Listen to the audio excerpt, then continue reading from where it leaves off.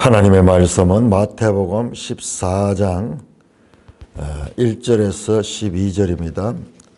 마태복음 14장 1절. 그때에 분봉왕 헤롯이 예수의 소문을 듣고 그 신하들에게 이르되 이는 세례 요한이라. 그가 죽은 자 가운데서 살아났으니 그러므로 이런 능력이 그 속에서 역사하는도다 하더라.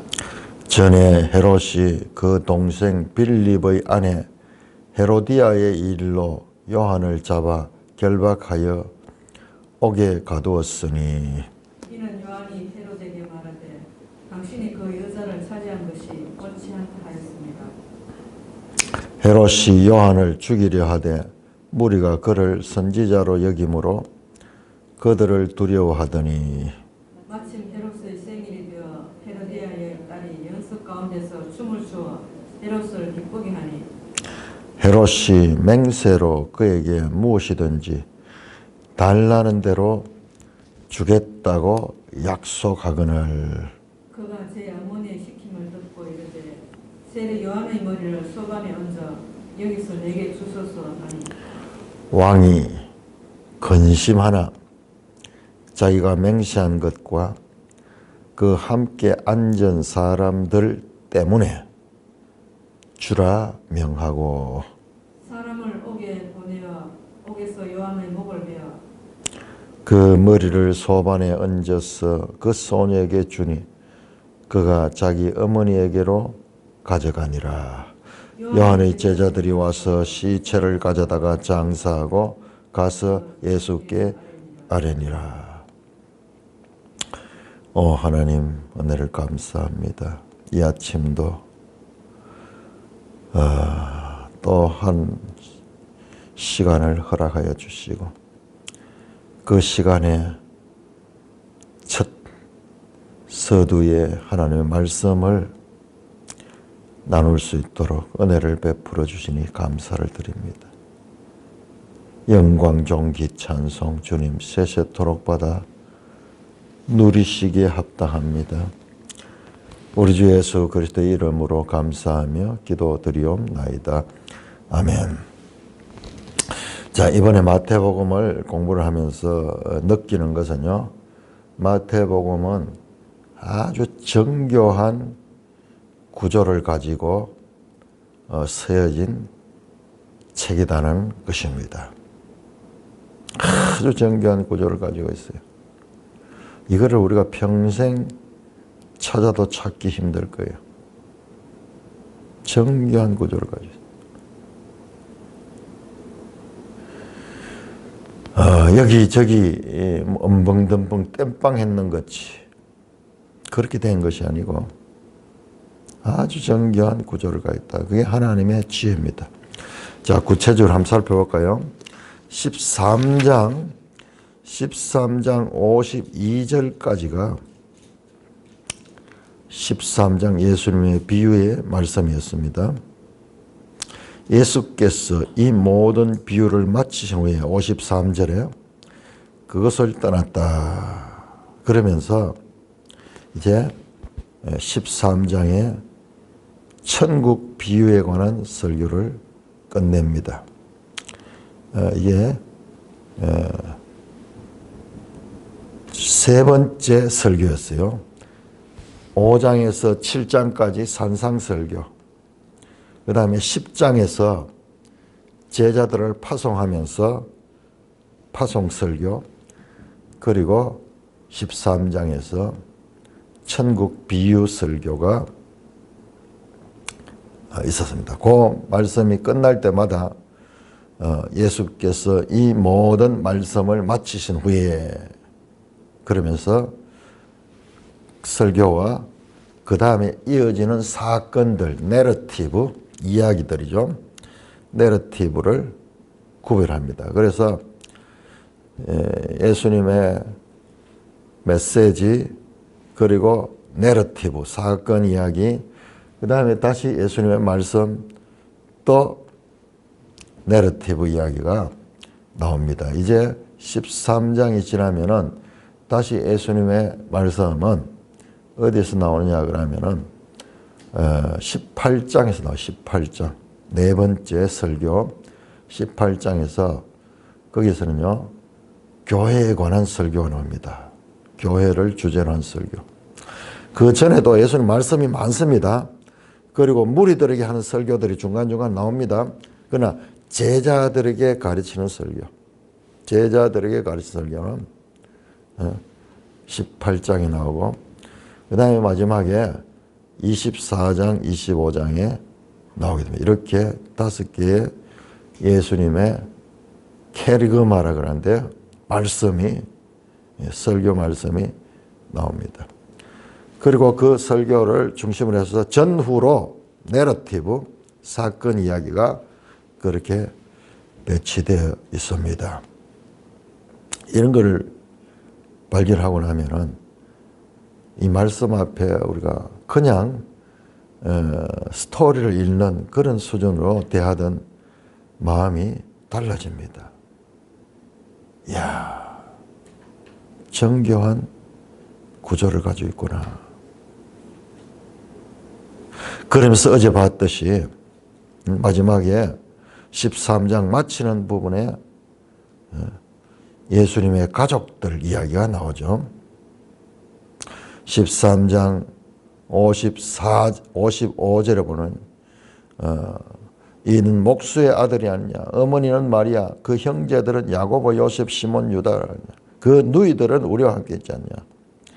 이와 같은 이 설교 이후에 나오는 자기의 생물학적, 혈통적으로는 안 맞죠. 사람들은 그렇게 생각하겠지만 그 가족, 육신의 가족 이야기가 나오는데 12장에 마지막에 12장의 48절에서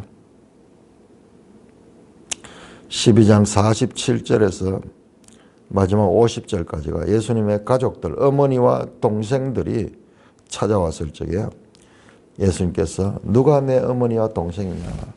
혈육 이야기가 13장의 천국 비유를 감싸고 있다. 그 자체가 뭐냐? 제자들이 하나님의 뜻을 따라 자신을 다 들여서 주님을 쫓는 제자들이 진정한 예수님의 가족이고, 그리고 새 언약 시대의 새로운 가족이다. 이것은 이제 곧 교회로 발전되겠다. 그러니까 교회에 대한 예수님의 기대, 교회의 출현에 대한 지금 제자들 이야기는 결과적으로 교회의 시작에 대한 이야기에 해당되거든요. 제자들이 이제 교회를 이루게 되잖아요. 정교하게 세례 요한이 예수님을 예배하고 그 다음에 예수님이 나타나서 세례를 받고 광야 시험을 이기시고 그리고 새로운 모세처럼 산상설교를 하시면서 천국의 법을 선포하셨어요. 그 가운데서 이제 제자들이 무리들과 더불어서 따르는데 제자들은 이제 특별하게 주님을 추구하는 거죠. 그들에게 10장에 보면 예수님께서 권능을 입히십니다. 엑소시아를 그들에게 주십니다. 그래서 그들은 계속해서 13장에서도 무리들과 구별되게 예수님의 가르침을 계속 추구하면서 깨달아 가고 있습니다. 그 마지막에 예수님께서 52절에 합니다. 천국의 제자된 서기관은 바로 앞으로 시대에, 교회 시대에 새것과 옛것을 그 곳간에서 내와서 구약과 신약을 통하여서 그것을 자신의 제자들에게 가르치게 되는 그와 같은 제자된 선생이라고 합니다. 서기관은 선생이거든요. 제자된 서기관. 천국의 제자된 서기관. 바로 교회 시대에 이 제자들이 행할 일이고 또한 이 제자들을 통하여서 그들의 제자가 된 사람들이 이어나가야 될 그 일을 지금 말하고 있는 거예요. 근데 우리가 하는 것도 지금 마찬가지잖아요. 구약과 신약을 가지고 그렇게 예수 그리스도를 증거하잖아요. 자, 이렇게 정교한 구조를 가지고 있다. 그런데 이 구조는 그냥 우리가 봐서는 찾아낼 수 없어요. 저는 특별하게 이런 전념할 수 있는 이런 교회가 그 역할과 책임을 주셔서 이 말씀을 연구하는 것이 얼마나 감사하고, 그리고 우리 교회에 내가 발견한 이 말씀의 세밀함, 이 말씀이 가지고 있는 정교함, 이 말씀이 가지고 있는 놀라운 구조들을 소개하는 것, 그게 너무 중요하다 그렇게 생각하기 때문에 설교를 할 때도 계속 말씀에 대하여 우리한테 말씀을 듣고 우리가 어떻게 교훈을 받고 어떻게 되겠다, 이거보다도 그거 중요합니다. 그렇지만 그거보다도 먼저 말씀이 어떠한가, 말씀이 어떻게 구조가 되어 있는가, 이것을 발견하는 것을 전하는 일을 우선으로 하고 있는 것이죠. 자, 오늘 14장에서는 그때 그러면서 말씀이 이어지고 있습니다. 자, 13장 54절부터 해서 16장 20절까지 계속 예수님에 대한 반응, 무리들과 제자들과 그리고 그들이 예수님에 대한 반응을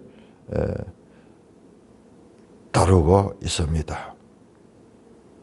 그러면서 갑자기 이제 헤롯 이야기를 하면서 그 헤롯이 세례 요한에 대한 행했던 과거에, 지금으로 보면 과거에, 전에 3절에 보면 전에 행했던 거죠. 그 이야기를 하고 있습니다. 그때 분봉왕 헤롯, 분봉왕이라는 것은 그냥 왕이 아닙니다. 테트라아르케스 4분의 1 통치자,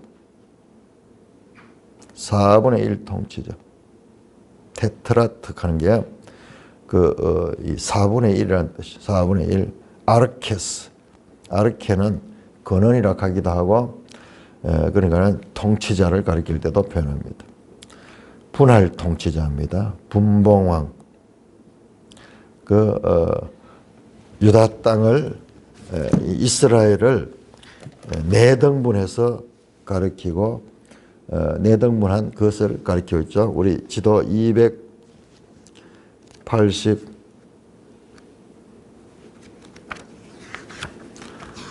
283쪽을 보겠습니다. 자, 그러니까는 이렇게 색깔로 구별하는데, 지금 이 헤롯 안티파스예요.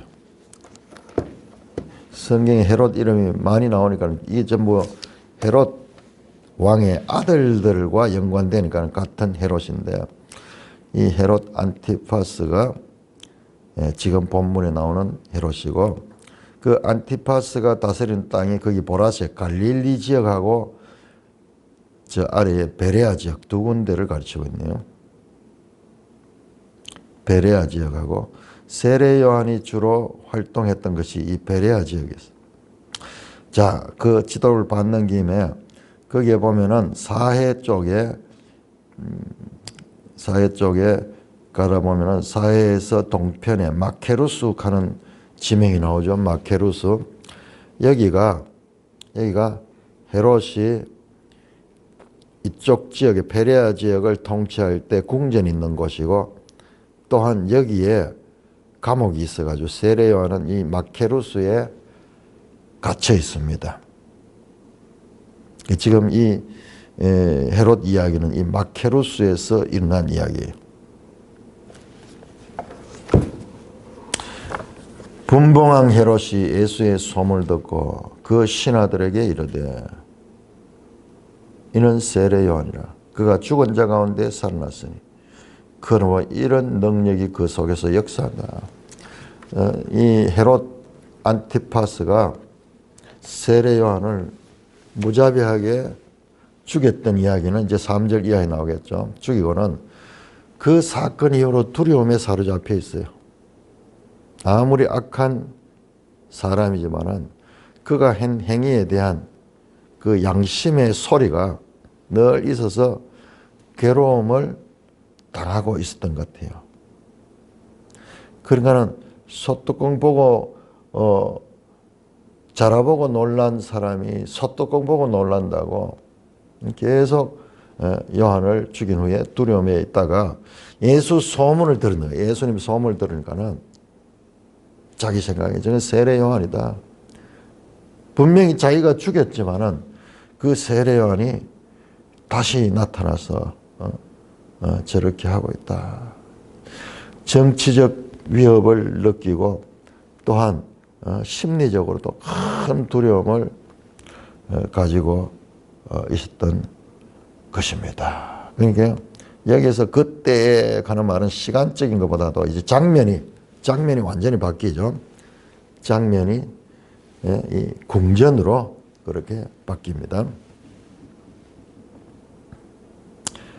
신하들에게 이르되 이는 세례 요한이라. 그가 죽은 자 가운데 살아났으니 그러므로 이런 능력이 그 속에서 역사한다.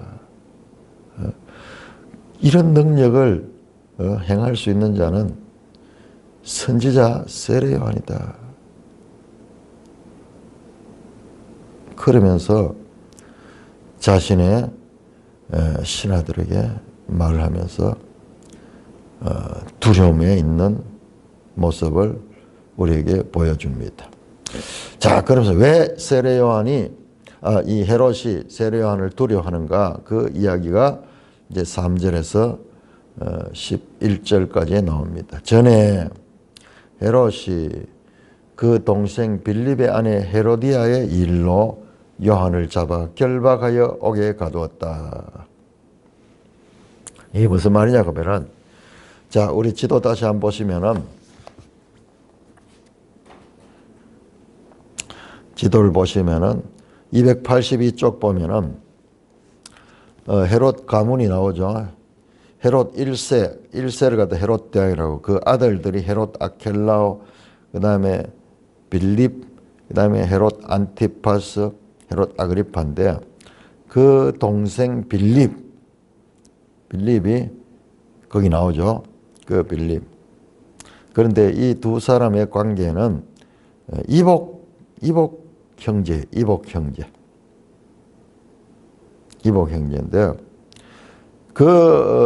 이 빌립의 아내를, 그러니까 자기로 치면은, 촌수로 치면, 우리로 치면은 조카죠. 조카는.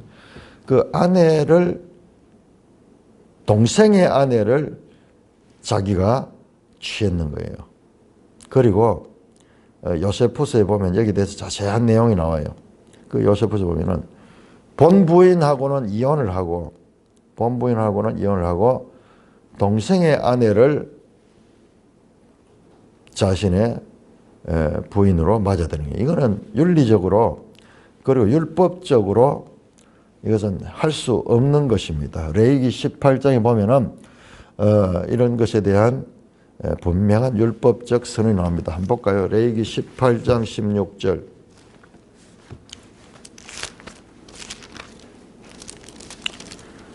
너는 네 형제의 아내의 하체를 범하지 말라. 이는 네 형제의 하체니라. 20장 21절. 20장 21절. 누구든지 그 형제의 아내를 데리고 살면 더러운 일이라. 그가 그 형제의 하체를 범하니 그들에게 자식이 없으리라.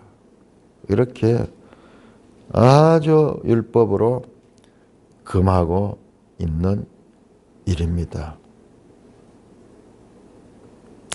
근친상간을 금하고 있는 거예요.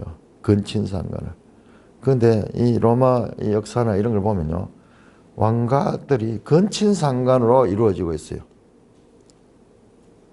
그러니까는 비정성적인 그런 하나님의 바른 법이 없으니까는 짐승처럼 그렇게 하다가, 그러니까 좀 이상한 사람들이 많이 나오는 거예요. 비정상적인 사람들. 그는 선지자로서 그 당시에 분봉왕이 하고 있는 이 일에 대해서 지적을 하고 비판했겠죠. 왜? 그 왕이 하는 일은 모든 백성들에게 큰 영향을 끼치기 때문에. 요세푸스의 이 부분을 자세히 기록이 되어 있는데 그 부분을 제가 좀 소개를 드렸습니다. 자신의 형제 빌립의 아내와 결혼한 부도덕을 세례 요한이 지적했다.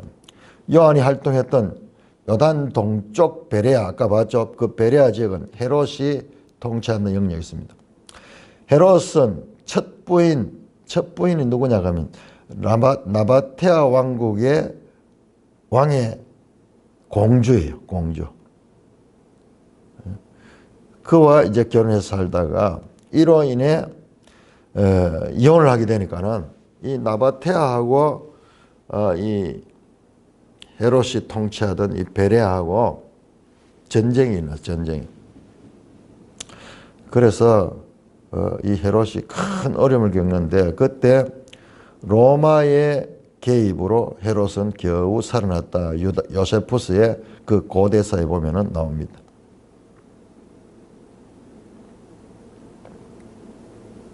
다 로마의 식민지끼리 싸우니까는 저 로마가 그것을 저지를 했던 거죠. 자, 그래서 이 사건이 큰 문제를 일으켰던 사건이고 요한은 그것을 지적을 했습니다. 그러자 그 요한을 무슨 괘씸죄로 결박해서 옥에 가두었어. 이는 요한이 헤롯에게 말해 당신이 그 여자를 차지한 것은 옳지 않다 했습니다. 이것은 옳지 않은 일이다. 잘못된 일이다. 불법이다. 불법이다. 헤롯이 요한을 죽이려고 하니까 자기를 저항하고 자기에 대해서 바른 소리를 하는 사람을 죽이려고 하지만은 그러나 왕이지만은 그것을 할 수 없었던 것은 무리가 그를 선지자로 여기며 그를 두려워했기 때문이다. 속으로는 없애버리고 싶지만은 그 백성들이 세례 요한을 많이 따랐죠. 선지자로 그렇게 여김으로 백성들 눈치 때문에 그를 죽이지 못하고 그냥 지내고 있는 그와 같은 상황이었습니다. 마침 헤롯이 생일이 되어 헤로디아의 딸이 연석 가운데서 춤을 추며 헤롯이 기쁘게 하니, 이제 헤롯의 생일날 잔치를 벌였는데 다른 복음서에 보면은 더 자세히 나오는데 여기 많은 대신들과 천부장들과 갈릴리 귀인들이 초대를 받아가지고 큰 잔치를 베풀었어요. 마가복음 6장 21절에서. 자, 여러분 이것도 한번 보세요. 이것도 얼마나 정교하게 되는지 몰라요. 지금 여기에 큰 연회를 베풀거든요. 연회. 어디서? 왕궁에서, 마케루스 왕궁에서 큰 연회 베푸는 사건이 나옵니다. 자, 14장 이어지면은요. 14장 이어지면은 빈들에서, 광야입니다. 빈들에서 또 연회가 베풀어져요. 자, 이 연회는 광야에서 오병이어. 이건 왕궁에서 왕이 베푸는 연회고, 이 연회는 광야에서 예수님께서 천국 연회를 미리 맛보여주는 연회예요. 이렇게 구성이 되어 있죠. 자, 이 왕은 헤롯이고 헤롯의 행위가 아주 악한 사람을 죽이는 선지자를 죽이는 역할이고 이 왕은 예수님이야. 이 왕은 예수님이 오셔서 사람들을 생명으로 살리는 이야기죠.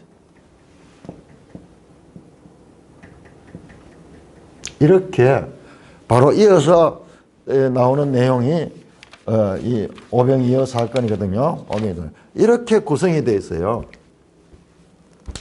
엄청난 연애예요. 엄청난 연애.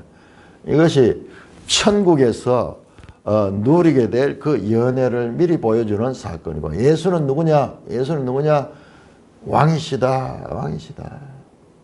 그분은 광야에서 식탁을 베풀고 있고 이 헤롯은 사람을 죽이고 그리고 거기에서 왕궁에서 대신들과 천부장들과 갈릴리 기인들 마가복음 6장 21절에 자세히 나옵니다. 그런데 이걸 보시면요. 자, 우리 여기서 또 한 가지 봐야 되는 것은 지금 이 사건이 있어가지고 자, 마태복음은 마가복음보다 훨씬 길잖아요. 분량이. 마가복음은 분량이 작잖아요. 16장까지 이렇게 있죠. 거의 반텀밖에 안 돼요. 그런데 그러니까 사건 전개가 빠르고 그 다음에 그 내용들이 아주 압축되어 있어요. 그런데 꼭 그럴 것만 아니에요. 이런 부분은 마가복음이 더 자세하게 되어 있어요. 그리고 뒤에 나오는 오병이어 사건에도 마가복음이 훨씬 더 자세하게 기록이 되어 있어요. 그러니까 이 마태복음과 마가복음은 90%가 같아요. 그렇지만은 무조건 마가복음을 마태복음이 넓혀놓은 그런 구조가 아니라는 걸 알아야 돼요. 그렇게 생각하기 쉬운데 그게 아니에요.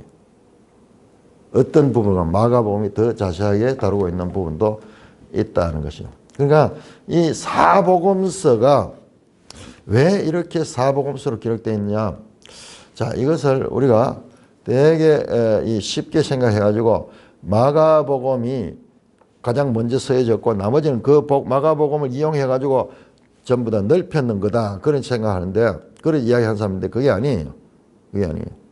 그런 면도 있지만 그렇게만은 말할 수 없습니다. 예를 들어서 방금 이야기했듯이 여기에는 지금 그냥 연회를 베풀었다 이 나오지만은 마가복음 6장 20일 대신들과 천부장들과 갈릴리 귀인들을 모아가지고 큰 잔치를 더 상세하게 기록하고 있습니다. 그리고요, 이 연회에서 예수님께서 하는 일이요, 정말 그 광야에서 떡을 나눠주지만은 마치 성찬을 하듯이 축복하고 그 떡을 나누어서 이렇게 주는 장면이 큰 연회에서, 왕의 연회에서 하는 그와 같은 모습을 예수님께서 다 보여줍니다. 자, 예를 들어서요, 19절 보시면 14장 19절 무리를 명하여 잔디 위에 앉히시고 떡 5개와 물고기 2마리를 가지사 하늘을 우러러 축사하시고 떡을 떼어 제자들에게 주면 제자들이 무리에게 준다. 이게 왕궁에서 연회할 적에 하는 그런 형식을 가지고 있다는 거예요. 그러니까 이 이야기가 그냥 이 사건 다음에 이 사건인 줄 알지만 아니에요.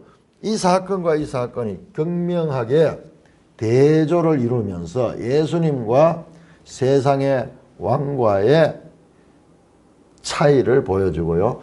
또 이 사건은 또한 그 다음에 이어지는 바다 풍랑 사건과 연결됩니다. 이건 자세히 안 보면 볼 수 없는 거예요. 이렇게 정교하게 구성이 됐다. 자, 연회를 베푸르며 헤로디아의 딸 이것을 살로메라고 합니다. 전설에 의하면 살로메라는 딸이 춤을 추는 거예요. 그 술을 한 잔 먹고 막 사람들이 못 알아듣고 왕이 이제 한껏 기분이 고조돼 가지고 거기에서 이제 춤을 추니까 막 그 대신들이 박수를 치고 환호를 하고 했겠죠. 그러니까는 기분이 업된 이 헤롯이 그 춤추는 헤로디아에게 네가 오늘 뭐든지 내한테 원하는 대로 말해라. 그러면 내가 다 들어주겠다. 네 소원대로 내 다 들어주겠다. 왕은 자기 마음대로 할 수 있죠. 자, 여기 또 중요한 것은요. 자, 왕이 가지고 있는 권세입니다. 권세. 자, 우리가 앞에서 계속 나왔죠. 엑소시아. 권세. 자, 이분의 권세 보세요. 이분은 예수님의 권세.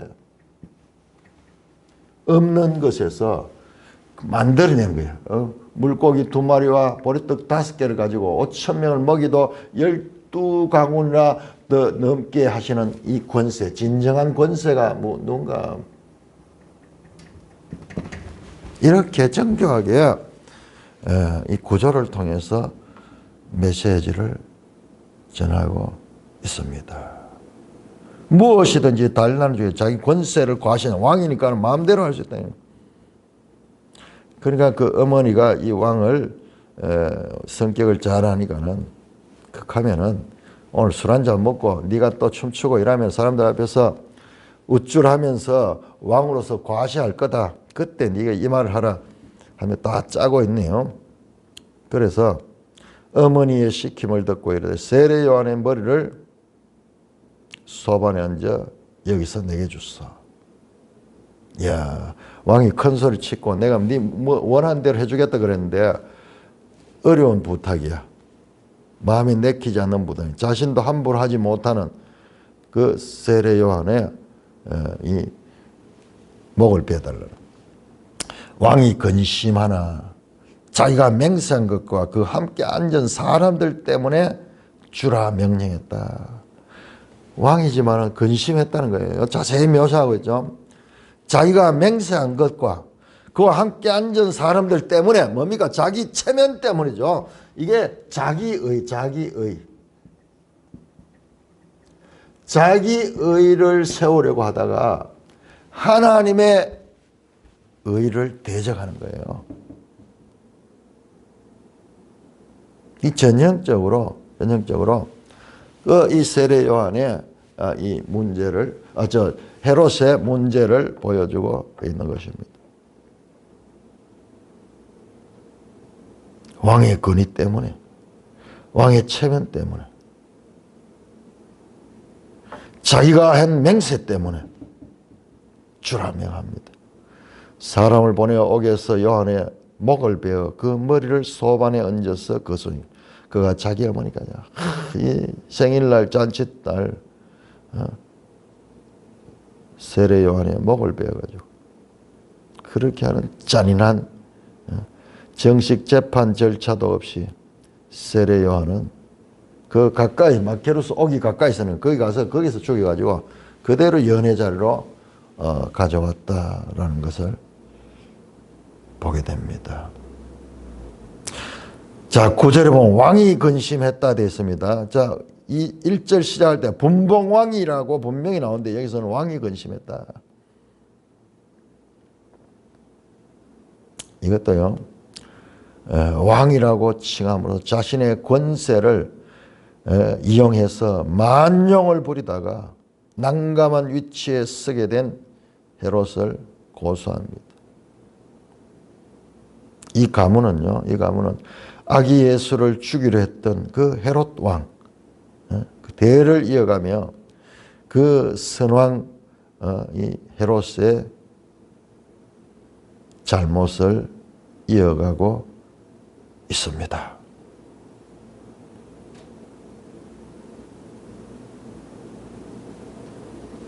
자, 또 놀라운 구절을 한번 볼까요? 1절에 그때 분봉왕 헤롯이 예수의 소문을 들었다 그러되죠. 자, 마지막 12절 한번 보시죠. 요한의 제자들이 시체를 가져다가 장사하고 예수께 아뢰고 있다. 자, 헤롯이 예수의 소문을 듣는 장면을 시작해서 이제는 요한의 제자들이 예수님께 보고하는 내용이에요. 요한의 제자들이 요한의 시체를 장사하고 난 다음에 예수님께 나오는 장면이에요. 정교하게 되어 있어요. 1절은 헤롯이 예수의 소문을 듣고 지금 하는 반응이 나오고, 마지막 이제 요한의 제자들이 예수께 보고하는 내용. 헤롯과 그리고 그 세례 요한에 있었던 사건을 보고하는 내용을 가지고 두 개가 이 기사가 1절과 12절이 인크로즈를 이루고 있습니다. 1절에서는 헤롯이 소문을 들었고 이제 12절에서는 이 사건의 마지막 달랑 12절 예수님이 세례 요한의 제자들로부터 보고를 듣고 있습니다. 뿐만 아니라 오늘 이 내용은 13장 57절의 선지자가 자기 고향과 자기 집에서 존경을 받지 못한다는 말씀을 세례 요한에게도 적용시키고 있습니다. 선지자가 자기 나라에서 이렇게 이 존경을 받지 못할 뿐만 아니라 박해를 당하고 있는 것을 보게 됩니다. 요한의 제자들이 예수님께 보고하는 것은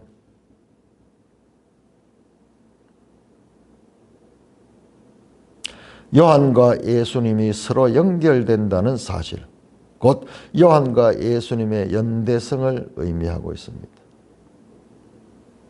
아마 우리가 11장에서 세례 요한이 감옥에 갇혀 있으면서 예수님에 대해서 실망했잖아요. 오실 메시아가 당신이 맞습니까? 아니면 내가 다른 사람을 기다려야 됩니까? 왜? 그 메시아가 오면은 이 악한 왕들을 다 없애버리고 새로운 그 왕을 이 땅에 신할 줄로 기대하고 있었는데 그런 기미는 보이지 않고 자신은 더 어려운 일을 당하고 있고 예수님이 세상 죄를 지고 가는 하나님의 어린 양으로 이 땅에 왔다 그래서 이제 예수님께서 이 모든 세상을 평정하고 평화의 나라를 이루어 줄 아는데 그런 일은 전혀 없고 그냥 예수님은 저 변방에서 사역하는 것은 인간적인 기대를 가지고 있던 요한이 오해를 했죠. 그렇지만 이제 그것도 다 풀어진 것 같습니다. 요한의 오해도 풀렸던 것으로 보입니다. 요한의 이와 같은 비참한 죽음은 장차 예수님이 당하게 될 예수님의 죽음의 전조라고 볼 수 있습니다. 다 구조를 자세히 보시면 지금 한번 보면은 자 14장 3절에 요한이 체포됐죠. 잡아 결박당했죠.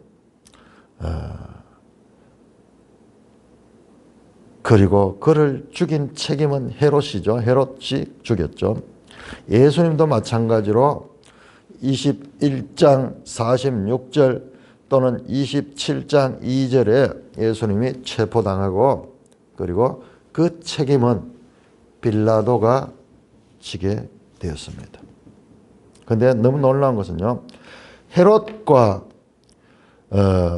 헤롯은 요한을 선지자로 여기는 백성을 두려워하고 있잖아요. 14장 5절에 선지자로 여김으로 백성을 무리를 두려워했거든요. 마찬가지로 대제사장과 장로들은 예수님을 선지자로 여기는 백성을 두려워하는 내용이 21장 46절에 나옵니다. 헤롯은 본의 아니게 마지못해 요한을 죽이고 있습니다. 자기가 지금 난처한 상에서 마찬가지로 빌라도도 그는 손을 씻으면서 내가 이 사람에 대해서는 내가 아무 상관없다. 이 책임 상관없다. 그런데 그 유대인들의 강요를 맞이 못해서 예수님을 죽이게 되죠. 너무나 흡사하죠. 요한은 제자들에 의해서 장사되어지고 예수님은 아리마대 요셉에 의해서 장사되어집니다. 요한과 예수님은 종말의 선지자로서 하나님의 뜻을 전했지만 자기 나라 사람들, 유대인들로부터 버림을 받고 죽임을 당하는 것을 보게 됩니다. 그러니까 이 세례 요한 사건이 요한의 죽음의 사건은 장차 오실 예수님의 십자가의 죽음의 사건을 지금 전조적으로 보여주고 있는 내용을 우리가 알 수가 있습니다. 너무나 정교하게 이 내용들이 전개되고 있습니다. 자, 14장 13절에서 21절까지 13절에서 21절까지 교독하겠습니다. 마태복음 14장 13절 예수께서 들으시고 배를 타고 떠나사 따로 빈들에 가시니 무리가 듣고 여러 고을로부터 걸어서 따라간지라. 예수께서 나오사 큰 무리를 보시고 불쌍히 여기사 그 중에 있는 병자를 고쳐주시니라. 저녁이 되매 15절입니다. 제자들이 나와 이르되 이곳은 빈들이요 때도 이미 저물었으니 무리를 보내어 마을에 들어가 먹을 것을 사 먹게 하소서. 예수께서 이르시되 가는 것 없다. 내가 먹을 것을 주라. 제자들이 이르되 여기 우리에게 있는 것은 떡 5개와 물고기 2마리 뿐이니이다. 이르시되 그것을 내게 가져오라 하시고 무리를 명하여 잔디 위에 앉히시고 떡 5개와 물고기 2마리를 가지사 하늘을 우러러 축사하시고 떡을 떼어 제자들에게 주시매 제자들이 무리에게 주니 다 배불리 먹고 남은 조각을 12바구니에 차게 거두었으며 먹은 사람은 여자와 어린이 외에 5,000명이나 되었더라. 여자와 어린이 외에 5,000명이니까는 뭐 한 8,000명도 될 수 있을 거예요. 어쩌면 10,000명도 될 수 있고. 자 보세요. 예수께서 들으시고 뭘 들으시고 세례 요한을 소리를 들으시고 그러니까 여기서 연결되잖아요. 지금 세례 요한 사건과 예수님의 이어지는 행동이 지금 연결이 되고 있잖아요. 이렇게 정교하게 되어 있다니까요. 예수께서 들으시고 무엇을 들어? 세례 요한의 소식을 들은 거죠. 세례 요한의 소식을 들은 겁니다. 그리고 배를 타고 떠나서 따로 빈들에 가시니 어디로 가시냐 그러면은 헤롯의 영역을 떠납니다. 자, 다시 우리 지도 한번 볼까요? 331쪽 331쪽을 보시면은 자, 예수님께서 갈릴리 바다를 중심으로 해가지고 지금 이 옮겨진 장소는 벳세다, 그 벳세다. 여기는 헤롯의 통치 지역. 갈릴리는 헤롯이 통치하는 곳이에요. 갈릴리는 헤롯이 통치하는 것입니다. 자, 283쪽을 보시면은 자, 보세요. 갈릴리 지역 283쪽이 더 정확하게 보이네요. 자, 갈릴리 지역과 그 다음에 벳세다 보세요. 벳세다 바로 경계 바깥이죠. 그러니까 예수께서 그 소문을 듣고 이 세례 요한의 소식을 듣고 제자들로부터 보고를 받았죠. 그리고 배를 타고 떠나가셨다. 갈릴리에 있다가 갈릴리 아마 가버나움이나 이쪽에 있다가 배를 타고 벳세다로 떠나가서 거기에 빈들에 가셨다. 그러면서 헤롯 사건과 구분시키며 또한 헤롯의 영역을 벗어나고 있는 것을 보게 됩니다. 가버나움 동쪽으로 갔습니다. 이 지역을 우리 누가복음 보면은 벳세다 지역이라고 해요. 벳세다가 이게 제자들 가운데 어부들 그 베드로의 고향인가 뭐 그렇게 그 고향 요한하고 이 사람들의 고향 이쪽으로 떠나갑니다. 자, 이 내용을 자세하게 오늘 살필 수는 없고 자, 그래서 큰 구절을 한번 보세요. 지금 이 14장 1절에서 12절 그리고 13절에서 다음에 이 사건이 21절까지. 그 다음에 다시 22절에서 다시 사건이 나오는데, 한 구조만 보고요. 22절에서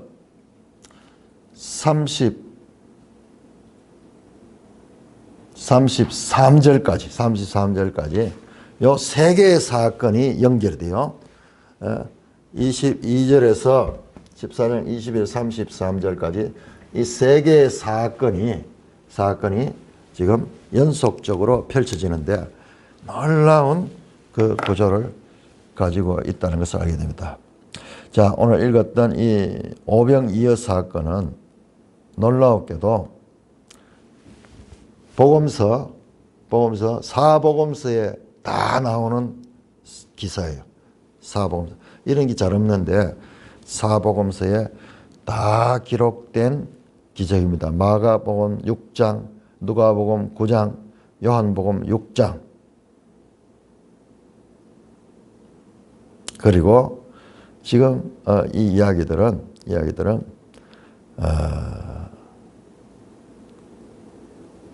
교회의 형성에 관련된 그런 이야기가 지금 이 사건을 통해서, 그 다음에 이어지는 사건을 통해서 제자들이 예수님을 바르게 알아야 되거든요.